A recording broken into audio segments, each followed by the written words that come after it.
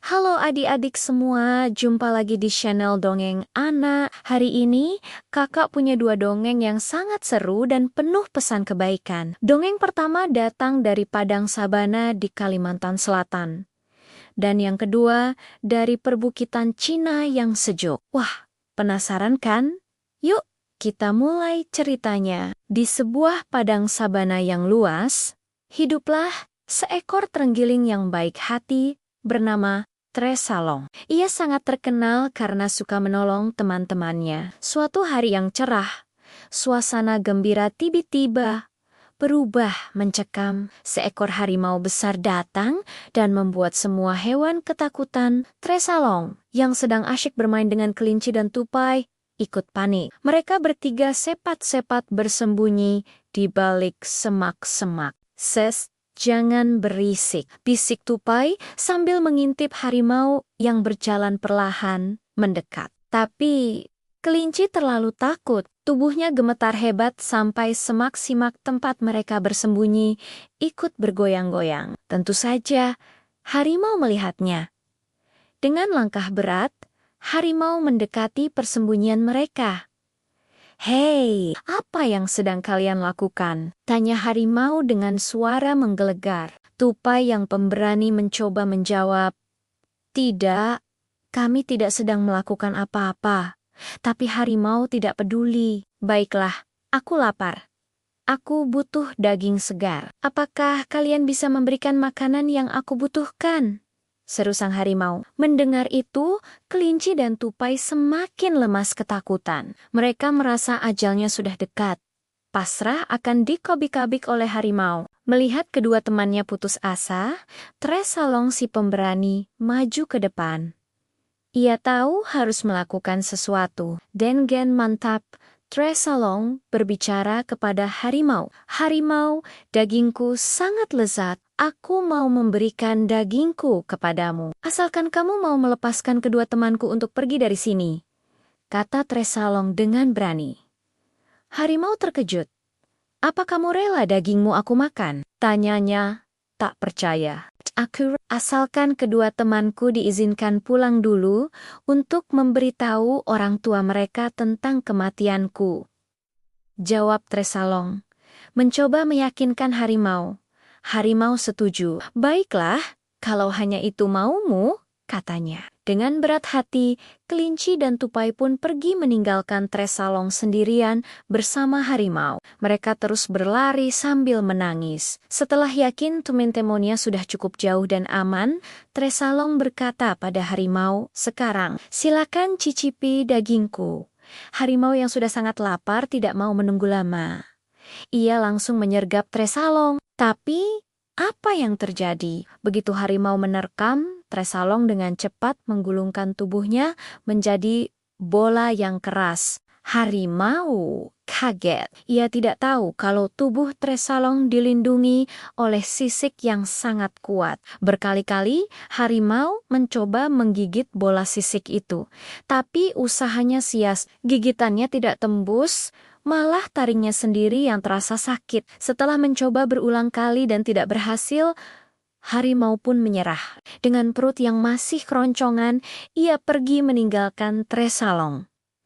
Ia gagal mendapatkan makan siang. Sementara itu Tresalong sangat gembira. Ia berhasil menyelamatkan teman-temannya dan juga dirinya sendiri. Ketika Tresalong pulang, ia disambut dengan haru oleh semua teman dan keluarganya. Kelinci, tupai, dan orang tua mereka berterima kasih kepadanya. Karena keberanian dan sikap penolongnya, Tresalong hidup bahagia dan semakin disayangi oleh semua. Cerita tentang Tresalong mengajarkan kita betapa pentingnya keberanian dan pengorbanan untuk teman. Nah, dari Kalimantan kita terbang jauh ke perbukitan Cina yang dingin, tempat tinggal para panda. Di sana ada seekor panda kecil yang soleh bernama Pasyol. Suatu pagi, Pasyol terlihat sangat sedih. Ia duduk sendirian di bawah pohon bambu yang rindang. Rupanya, ia bangun kesiangan dan jadi tidak bisa sholat subuh di masjid. Ibu Pasyol yang melihat anaknya murung segera mendekat. Ada apa, Pasyol? Tanya ibunya dengan lembut. Sambil menunduk, Pasyol menjawab, Bu, pukul aku. Hari ini aku bangun kesiangan dan tidak sholat subuh. Mendengar itu, Ibu Pasyol justru tersenyum. Lihat ibu, katanya. Perlahan, Pasyol mengangkat kepalanya dan menatap ibunya. Ibu tidak akan memukulmu. Ibu tahu kamu anak baik. Lupa itu wajar kok. Kamu sudah pintar karena menyadari kesalahanmu, kata ibu menasihati dengan penuh kasih sayang. Yang penting, jangan diulangi lagi ya nak. Mendengar perkataan ibunya yang lembut, Pasyol langsung meminta maaf dan memeluk ibunya erat-erat. Sekarang hapus rasa sedihmu. Dan ingat, jangan tidur larut malam lagi. Ya, supaya bisa bangun lebih awal. Begitu bangun pagi, segeralah ambil air wudhu dan sholat nak. Lanjut ibunya, Pasyol mengangguk. Mengerti nasihat ibunya, ia pun segera pergi mengambil air wudhu untuk melaksanakan sholat. Setelah selesai sholat, ia kembali menemui ibunya. Ibu Pasyol lalu memberinya nasihat lagi. Sholat itu ibarat balas budi kita kepada Allah. Kita bisa bebas menghirup udara, melihat indahnya dunia. Itu semua kan pemberian dari Allah. Maka, sudah sepantasnya kita bersyukur dengan menjalankan semua perinania dan menjauhi larangannya. Ibu Pasyol tidak pernah bosan mengingatkan bahwa sholat itu adalah perintah agama yang wajib. Ia selalu memberi contoh kepada Pasyol dengan menjaga sholat 5 waktunya. Mendengar semua itu, Pasyol merasa lebih baik. Terima kasih ibu. Untuk nasihatnya, Pasyol berjanji akan memperbaiki sholat Pasyol. Pasyol juga janji tidak akan tidur terlalu malam lagi agar bisa bangun lebih awal bersama ayam-ayam, kata Pasyol sambil tertawa kecil. Ibunya ikut tertawa bahagia. Ia memeluk putranya dengan bangga dan berbisik, "Ibu sayang sama Pasyol."